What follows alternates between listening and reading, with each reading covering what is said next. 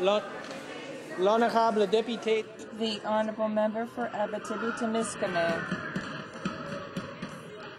Thank you very much, Mr. Speaker.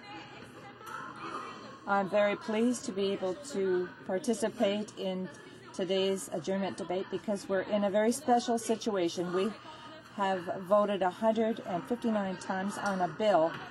We voted on 871 amendments, 151 votes because of the groupings, and not one amendment was carried. We are now in a situation like this, and the government is unable to admit that it doesn't know everything. It believes that it can't make a mistake, that it can't have forgotten something, and it's really a cruel lack of maturity on its part.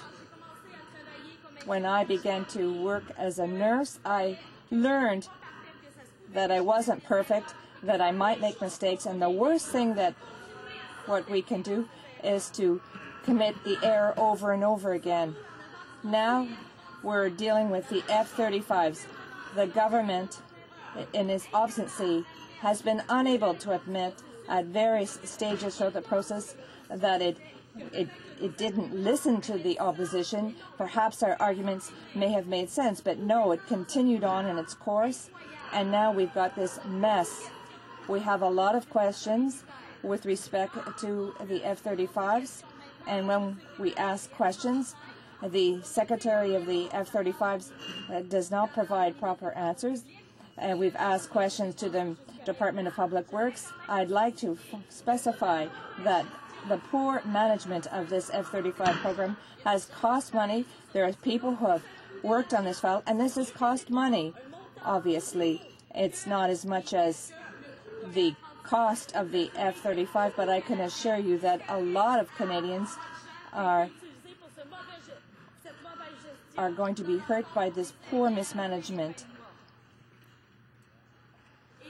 And I'd like to clarify that it's not just the expenditures that's posing a problem. Before the National Defence Minister announced back in June that we would be purchasing this F-35s, he knew that the costs that he was presenting to the government were not the right ones. The costs have gone up. In April of 2011, we informed of further cost adjustments, and yet, until the Auditor General obliged them to take this seriously, and they did nothing. The opposition has asked questions, has asked whether there was a plan B, and the government didn't listen to us, and the government has become further mired in the problem. I would like to know whether the government realized that the opposition is not there simply to criticize, but to come forward with arguments that may help with the file to prevent errors like that from being committed, particularly with respect to project management for the F-35s. I would like to know whether the government is aware of this and understands that the opposition is trying to help it in a program that seems to be off the tracks, and I would like to know if the government know where it's going. The Honourable Parliamentary Secretary. Thank you, Mr. Speaker. It's a real privilege to be with you and my honourable colleagues on this evening, on this historic evening, to talk about an important priority for this government, but we don't agree. Once again, our program to replace the CF-18s, which have served the country very well,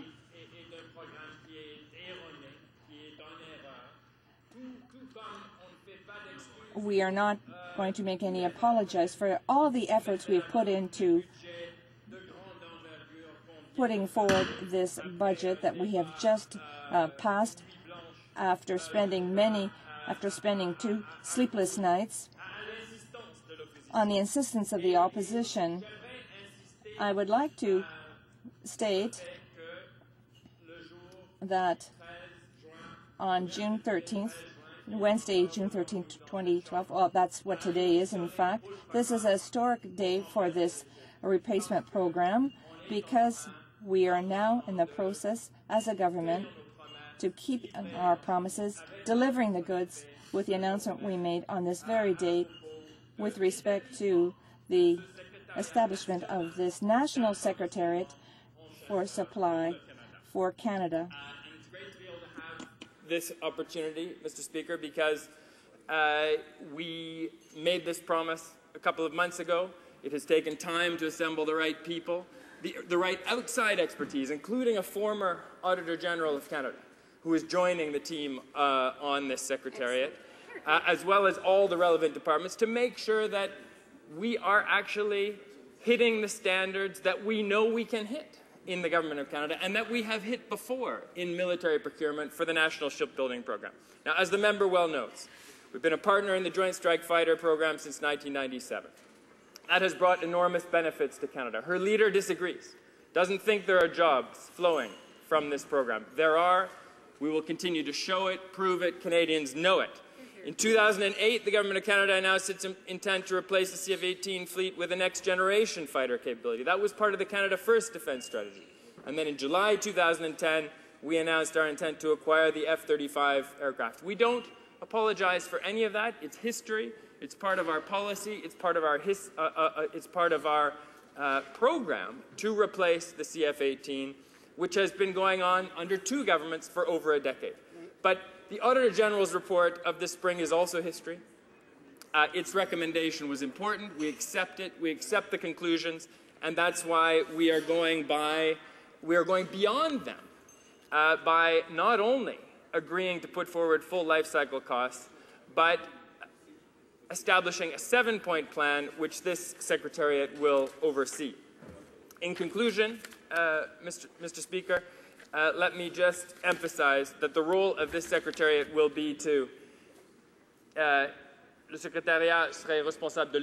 Secretary will be responsible for the coordination of the implementation of this program, and there will be very important roles given to diligent oversight and transparency, and the first comprehensive costs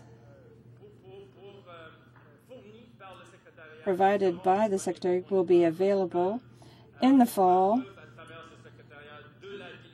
The Department of National Defense will also do due diligence.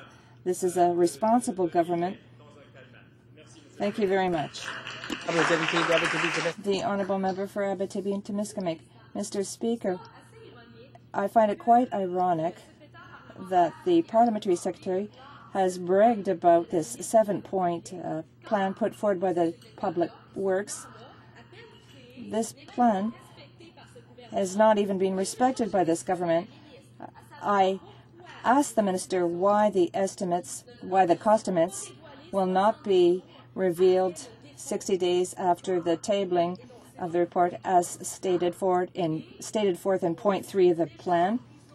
So already the promises are being broken. Now you're saying that this will be tabled in the fall. So the cost estimates should be tabled in early July. It's their plan, and they're not able to respect it. And also, we're told that nothing has been decided yet, but the minister can spend $50,000 for a photo op with the F-35. Isn't it a little bit ironic? Honourable Parliamentary Secretary. Mr. Speaker, my honourable colleague knows full well that this famous question of the cost that pertains to the F-35, we have to go ahead with the estimate process for the comprehensive costs of the fighter plane that will replace the CF-18. We will be doing this with a lot of rigor and diligence, and that is why we were not able to do this spring, because we did in fact promise to you in this House and to the Canadian public that there would be an independent audit of the costs. We can't do this in 1 week. It takes a few months.